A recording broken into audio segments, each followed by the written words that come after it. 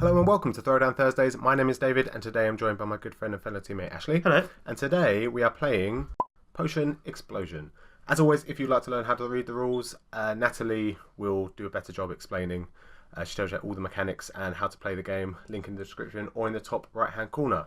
Now already there's a slight misplay because I only put out 4 little tokens. There should be 5 in a 3-player game. Yeah, I read that after. Yeah, but it doesn't make a big deal because at the end of the game it kind of works out. Anyway. Yeah, I think I took the 5th one near the end anyway. Yeah, exactly. And then it ends the round, etc. Yeah. So as you can see on the left hand side, you've got everyone's potion positions. So when they're collecting potions, obviously they'll go there. And at the bottom is all the tokens, all the marbles that they've taken for that turn. So Ashley, you've gone and taken the green sludge one, which allows you to take 2 or more adjacent ones, and the sands of time, which is pretty nice to reuse them. Yes. Is there any particular potion that you look at straight away?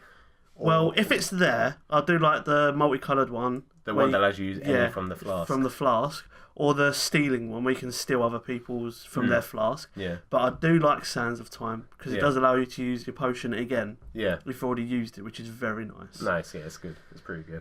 Obviously, the starting tiles are always quite low. They're normally around anywhere between 3 and 5 points. But is that really a consideration that you think of? Not at the beginning. Points? Definitely not. Because the amount of points that you earn on this is so small for the starting tiles that the abilities themselves obviously make up. Oh yeah, definitely. They definitely outweigh the points. That's for sure. Yeah, exactly. So you actually took your first turn and you took a -2 straight away.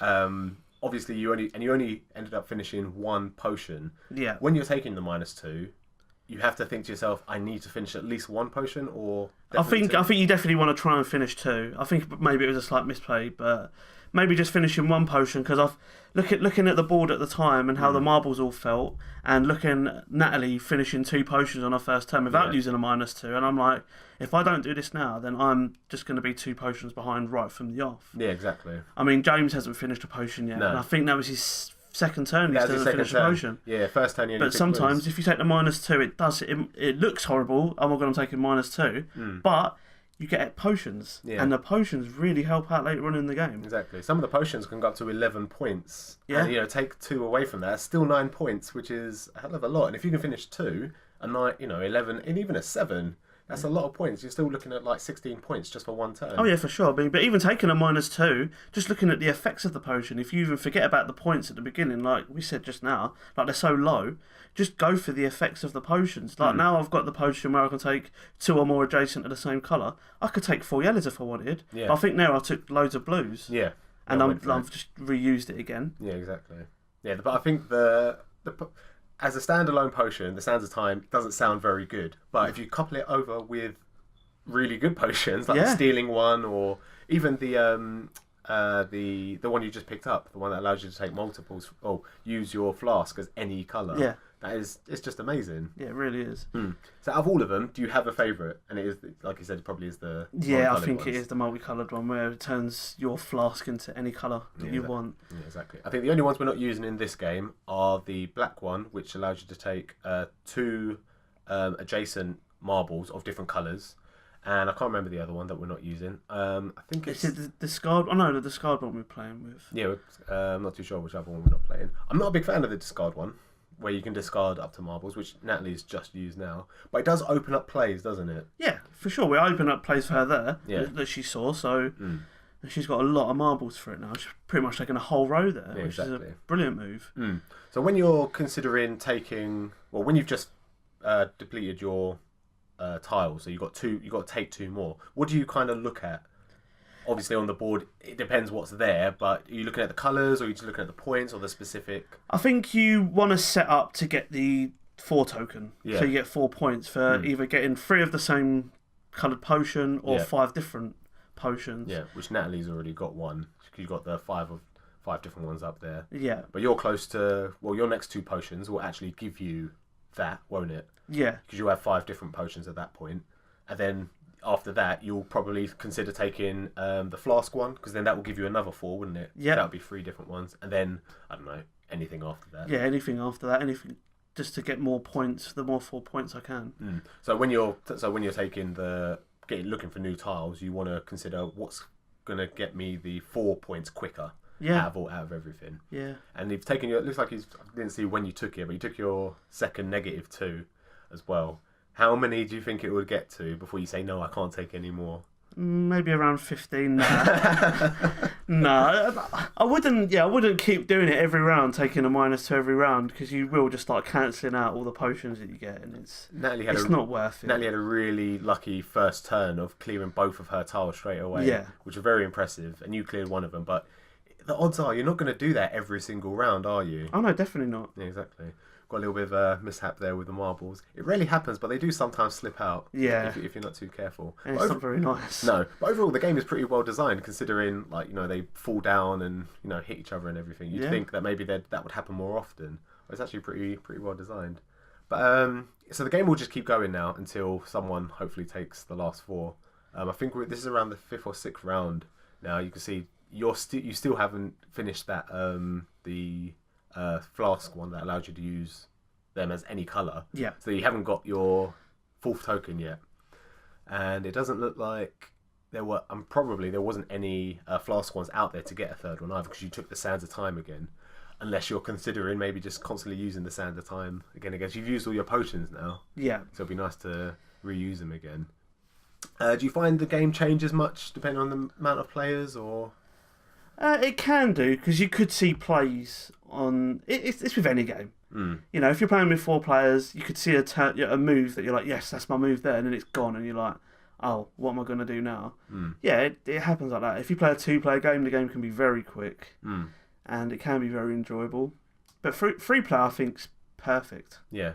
I think it's just right. You get that kind of with Splendor, don't you? You see a turn, you're planning so far in advance with Splendor, it comes around to you and it's completely changed. So the game can end up going longer because you have to rethink everything. Whilst there's not really planning ahead, is there? So much? No, you can't plan ahead in this. You definitely can't plan ahead because you don't know how the marbles are going to fall. Yeah. I mean, you can see it move, but if someone takes it, you then have to reassess, don't you?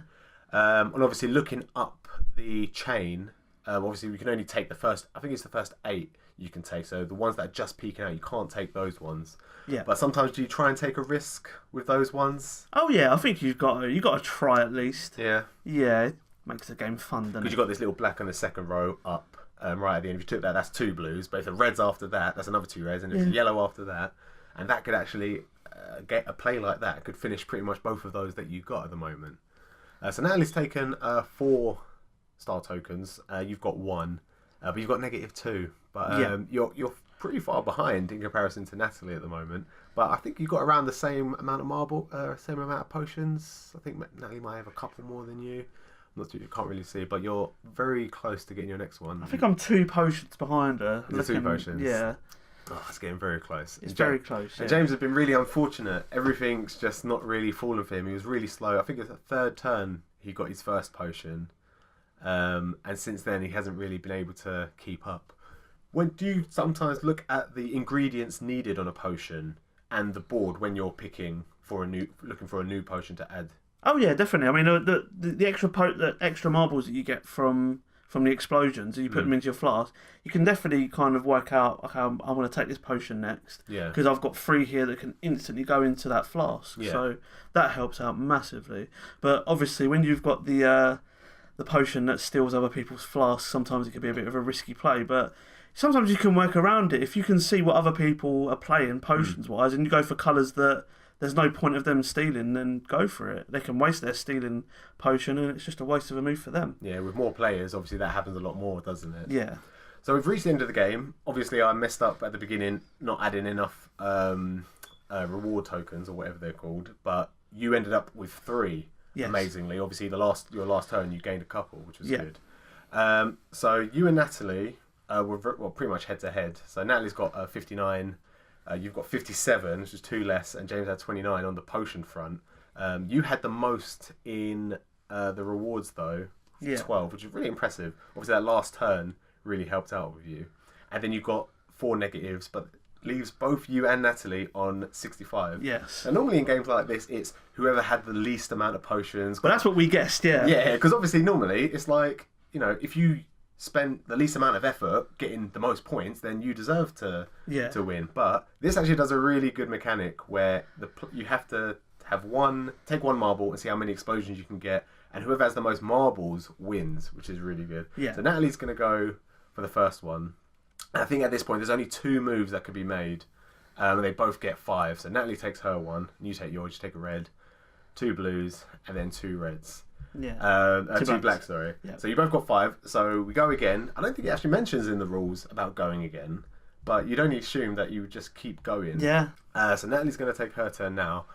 I think at the moment you can see there's a couple of options out there. You've got the you've got this little red here that will give you the yellows. That's 4. Yeah. I think there is one more. Oh, there's 4 yellows will give you 4 yellows. Oh yeah, there's 4 yellows will give you 4 yellows as well. Yeah. So in this situation, because it's just you two, you kind of just want to keep up. So she goes for the bottom one.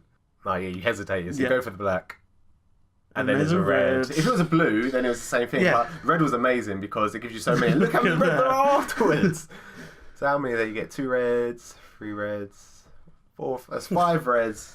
So that's 8 in total. So you doubled that score. Yeah. But you could have risked it and just gone for the yellow. Yeah. And then seen what was there afterwards. It probably would have dwindled down more and more and more. Well, if I did go for the yellows there, because it was on the same row, wasn't it? Yeah. So she may have won there because she would have got them 8 instead of me. Oh yeah, it's true. Yeah. And then I would have had to risk going on a different row. So yeah, exactly. Well, it's a really fun game. It's quite enjoyable using the potions. You know, we've made a lot of games where you do all this resource management and then you just keep the rewards. Now, not only are you keeping the rewards, which are potions, but you get to use them in a way that I've never seen in a board game before. Yeah. And just implement it. Just, I don't know, the game is so giving, and it just every small thing just gives you something. Oh, yeah, do, definitely, yeah. which is really good.